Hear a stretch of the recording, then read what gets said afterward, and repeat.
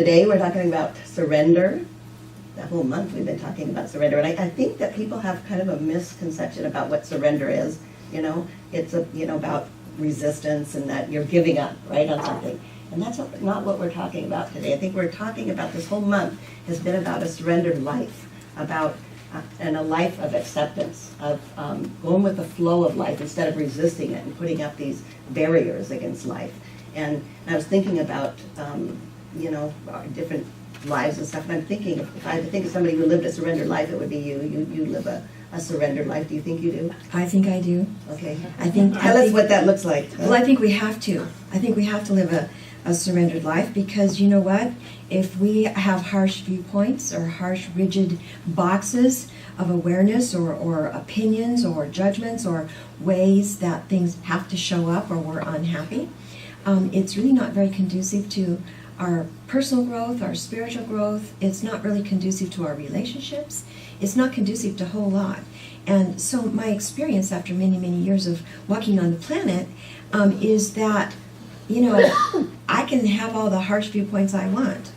I can have all the opinions and concretized ideas that I want, but it doesn't do me a lot of good, because life's going to do what it's going to do anyway. And if I want to stick to my way or the highway sort of way of thinking, I'm going to just be miserable. I'm going to suffer. And most of stuff that happens in my life comes without my permission. I don't design it. And so it's just there, and I get to respond in a way that is from the greatest place of love that I have, and the most accepting. See, for me, this surrender is really about acceptance. It's not about being passive at all. It's not about a passive way to be in life. It's about an accepting way to be in life, so that we've got the capacity to sort of hold it all at the same time without collapsing into it or being paralyzed by it. Don't you think that most people, when we counsel with people and stuff, that's one of the main things too, is that everybody is set in my way is the right way, no matter what it is. If it's these simple, ideas, between, friends or between, family, whatever it is that your idea, you have this rigid viewpoint of something, and it's the right, mine's the right way. And yet it's really hard, because you think it's right. Politics, all of it, you think that you're more accepting. We were talking about this a little bit before, is that, sometimes we think, well, we're more open than another person. But then while we're open, we're judging the other person for not being open, right? Does that make sense? I see that, a lot in liberal thinking. I think so. Right? Yeah, I did a little preparation for today, and I picked up The Eye of the Eye, from which nothing is hidden, by David Hawkins, and I love what he says, because I think this is the grand joke on all of us. He says, one thing's obvious: the mind is totally unreliable. It can't really be depended upon at all. It's not able to be consistent, and its performance is sporadic as well as erratic. And that's what I've discovered about my own way of being in the world. It's like, anybody else get that sense that I'm all over the place? One minute I'm here, one minute I'm there. So if we're, if we've got these rigid belief systems and we're stuck in certain ways of thinking, can we really depend on that? Yeah. Can we really depend on that thing, the way we're thinking in that moment? Or can we open up to something, a new possibility or a new way to perceive and be with whatever that thing is? Because, life is about change, it's about growth, it's about movement, it's about the dynamic play of the universe, and nothing stays the same. Well, it's freedom. That's you blossom, and you're more free when you can open up to other possibilities. And sometimes we don't realize that we are, we create, right, with new possibility. Right? It's not like we get stuck in these ideas of what's right, that this is my opinion. Man, I'll tell you, our opinions change. Do yours change from moment to moment to moment? Your idea about what's right, or what were we talking about? I think it was Stephen Hawking. Oh, yeah. About the black hole. The black hole, yeah. Tell them about that. I know, I'm putting you on the spot here, but it is. Well, I mean, it's true. Stephen Hawking had a theory, a great physicist, had this incredible mind that came up with this theory about what a black hole is, and with new information, Yeah. and with an open mind, he was willing to expose himself to new ideas. And so guess what? He had to change the theory. He had to change the theory. Now, wouldn't this be lovely if we could do this in our relationships with each other? If we could do this in the way we perceive the world. You know, I love what the Buddhists say, that don't be stuck on any dogma, even Buddhist dogma. Be willing. Yeah. I love the book by Thich Nhat Hanh, this little book, Being Peace, and I love what he says about that, because what he says is that don't be bound to any doctrine, theory, ideology, belief, political perspective, religious perspective, whatever it is. All systems of thoughts are guiding means, and none of them are the absolute truth. None of them are just like Stephen Hawking's black hole. None of them. He says, and I like this because to me this speaks to the world today. Not only in small circles, but in the world as a whole. In the name of ideologies and doctrines, these stuck, rigid ways of thinking, people kill and are killed. If you have a gun, you can shoot a few people. But if you have an ideology and you stick to it, if you have a political system, if you have a religion, if you have a whatever and stick to it thinking that it is the absolute truth, you can hurt millions of people. You can hurt your family. You can hurt your relationships. You can hurt yourself if you have this rigid.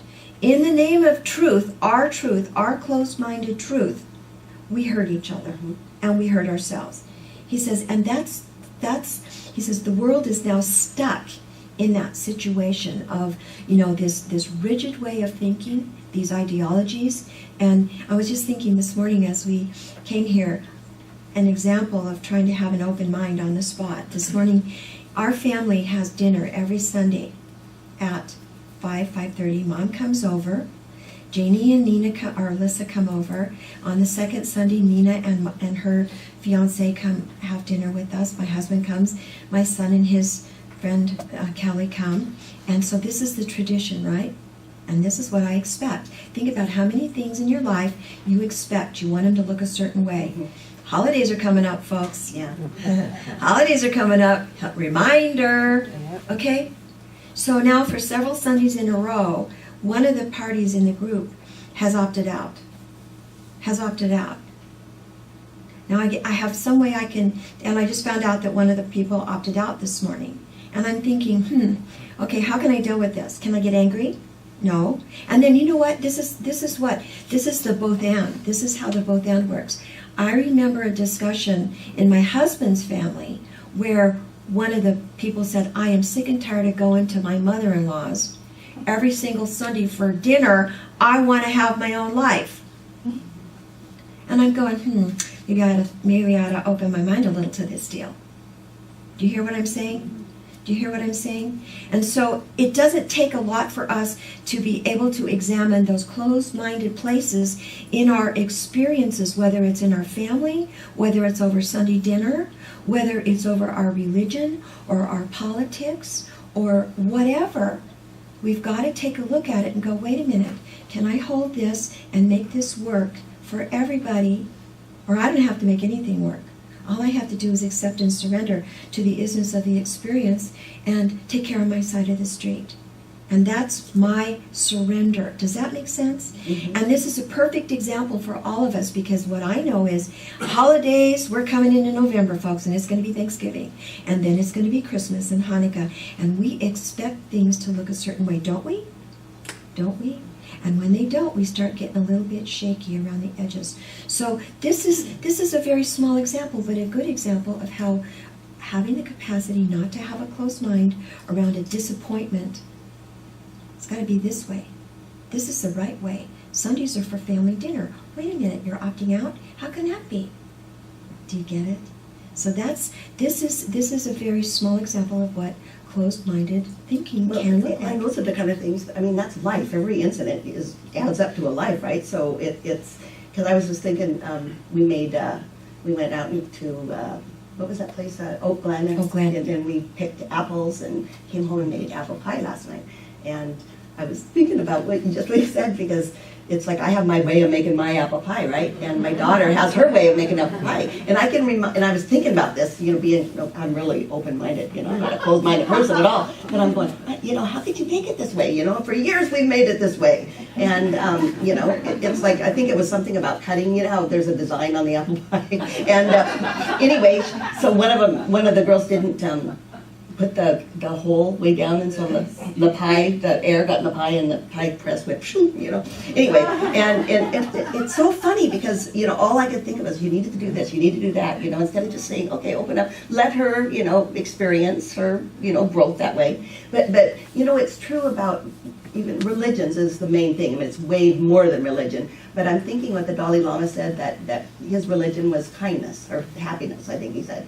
And really, isn't that what this is about? It's just about the letting go and not having these dogmas, and I think that's what common ground is. You can believe anything you want to believe, as long as it's kindness, as long as it's about, love, and it's life affirming. That's right. Well, what I know about this idea of having an open mind is that, guess what? It takes a lot of humility. It takes the capacity to be humble within our experiences.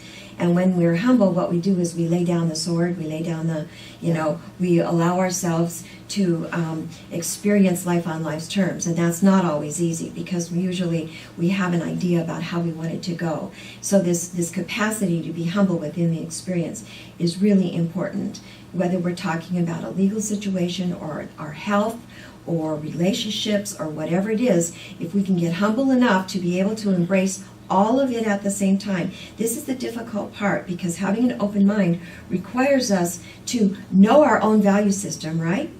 Got to know our own value system, know who we are within the experience, and at the same time have an allowing attitude about whatever that other thing is. And one of the authors I was reading said, the supreme spiritual work is for us to find value in opposing viewpoints. To find value in opposing viewpoints. That's what Wayne Dyer says too. That's and really that's a hard. tough thing to do. That's a really tough thing to do. So how do we do that?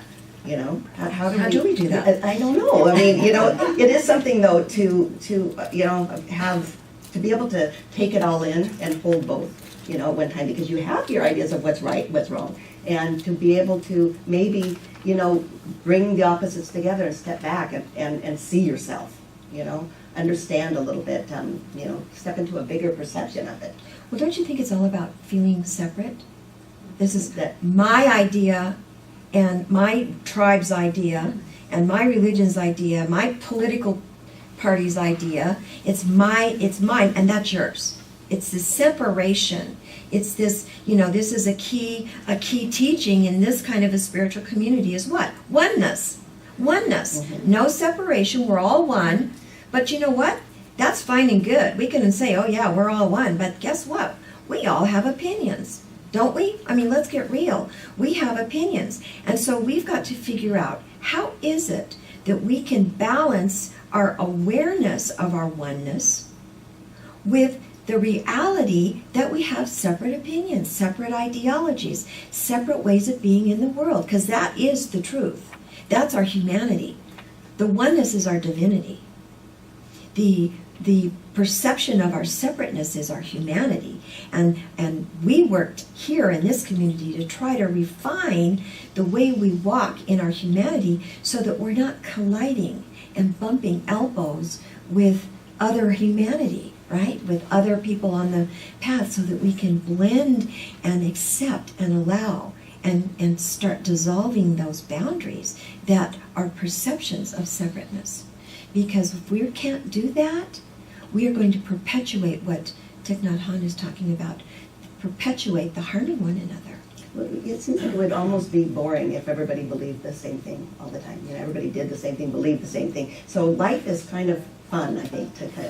I love listening to different, ideas, and I'm thinking about, the times when, pretty much here, everybody has we all have different opinions, but there's a pretty general idea, like-mindedness here. Don't you kind of agree? I think so. But when we were doing our bail work, that was really interesting. We would bail people out of jail, right? And we heard their stories. And wow, talk about, being able to hold, both opinions, be able to hold it all. We had to do that to be able to, to, still be strong in your strength, but be bendable.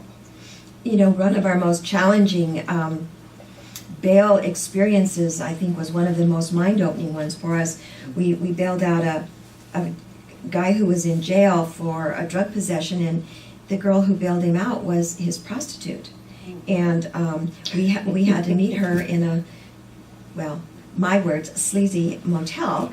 And it was a really weird experience, very weird experience. And she didn't have enough money. She didn't have enough money to bail him out. And she needed $500 more.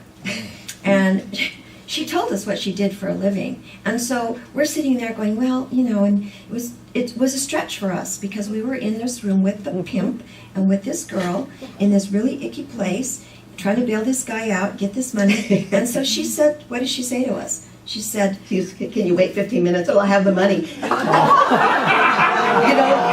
It was basically go downstairs, wait for us, and then you can have the rest of the money. We said, "Oh, well, that's okay. We'll take it. You can get that discount." And we're just like going, well, we'll give you a discount.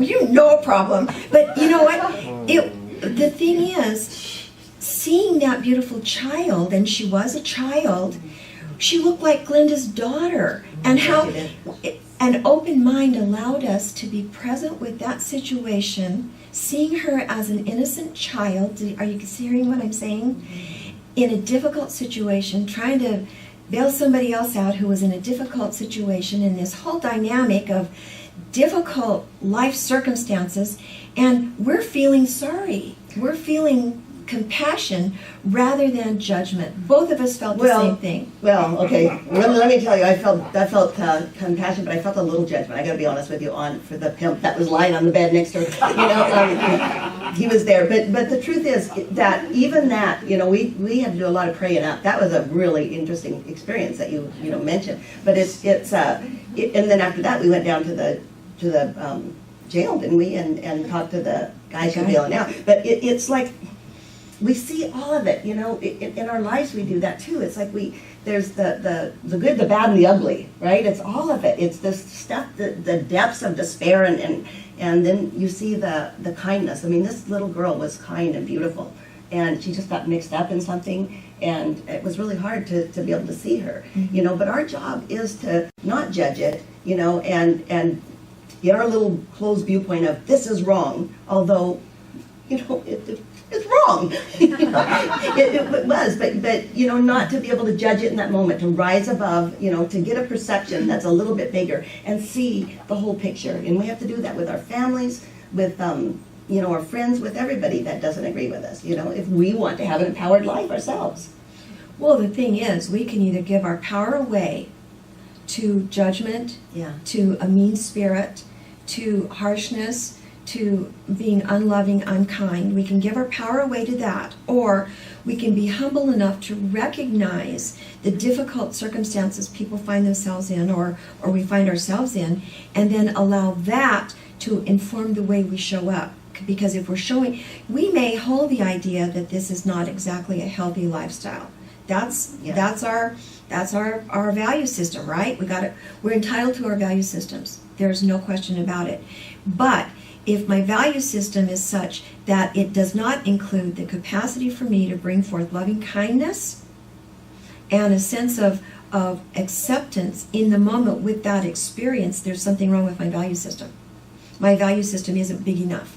Sure, I can think that my value system is that I don't, think this is a healthy way to make money. But if I also accompany that then with mean, and with anger, and with hatred, and with ugly words, and with harsh judgment and a harsh viewpoint in the moment, then my value system's faulty. Does that make sense? It does, and it grows it. That's the thing is that it just grows it. It's like we have to meet, the energy, with kindness and with love, no matter what we're doing in our life, no matter what, if we disagree or not. And it's not about, fighting your side. And I'm thinking that's how we become empowered in our life, is to be able to see it all and to be able to bring forth the power of kindness and love. I think Judith Orloff says, when surrender is a priority, you are ready to have an abundant and a more fearless life. And I love that, because, that's what it's about. It's surrendering to what is. In that moment, that's what was happening, You know, as I think about it, this idea of surrendering to the moment is pretty much based in one thing. It's when we have a closed mind or an opinion or a judgment about something, what we're really doing is putting up a boundary around that thing so that it doesn't hurt us, or so that we're not afraid, or afraid for ourselves, or afraid for someone else, afraid for the planet, so when we have these, we've got boundaries around something, what we're really doing is setting up like a protective barrier around that thing, so that we're not afraid of it anymore, so that it doesn't hurt us. And it takes a lot of courage and willingness to allow those boundaries to dissolve enough to let whatever that thing is, to drop our fear around that thing and just let life be life as it is. Say yes to whatever that thing is, and let it live itself out as a dynamic play of the universe. To me, that's the big thing, because if I look at my own closed-minded things, almost 100%, it's because I don't want to get hurt, or I don't want someone that I love to get hurt. And so I build a buffer around that thing, and as a protection for myself or for others. It's all about fear. And so if I have the courage to drop that, whatever it is, or whether it's about enough money, I'm afraid I'm not going to have enough money, so I have a closed mind around this piece. I'm afraid I'm not going to, age well, I got a closed mind around this piece. I'm afraid that my family's not going to do something or other, I got a closed mind around this piece. Does that make sense?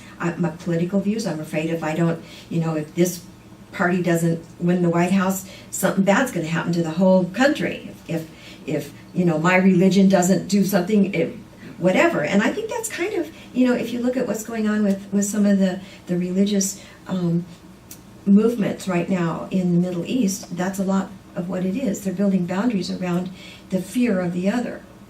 And so the ideology is there to protect the fear of the outside infiltrating whatever that ideology is, and then it becomes a rigid mass. Does that make sense? Mm-hmm. Yeah. Kind of might be the idea of the Buddhists walking the middle path, on each side. So I think living a surrendered life, we're just about done, but I think David Rico, is he Buddhist? David Rico, yes. Who wrote everything, he wrote the 5 Givens. What is the name of the book? Everything Changed?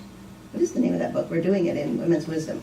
The five things you cannot change. Yeah, the 5 things you cannot change. So to me, if you really want to live a surrendered life, and that's what I think, that's what we're all trying to do, is to live this authentic, surrendered life. The 5 things you cannot change. And here they are, 5 things. And if you can just accept, say yes to this, it's like your life will be at peace. Everything changes and ends. Right? Everything changes. That's number 1. Number 2, things don't always go according to plan. Right? Can you accept that? Can you accept that in your life? That can you accept that life is not always fair? It just isn't. Number 4, pain is a part of life. And 5, people are not loving and loyal all the time. And every one of us can take any one of these and apply it to our life. And if you can say, you know what, I'll surrender to it, I accept it, I don't have to like it, but the more I can just breathe into it, say yes, and surrender, your life will be empowered. And that's what this whole month has been about, empowerment. It's been about empowering us by bending and not being this rigid person. Yeah, and if you don't remember anything else about today, remember Archie Bunker and the sock, shoe, shoe. Yeah. How many times do we do that to ourselves? Sock, shoe, shoe. Thanks for listening. Thank you.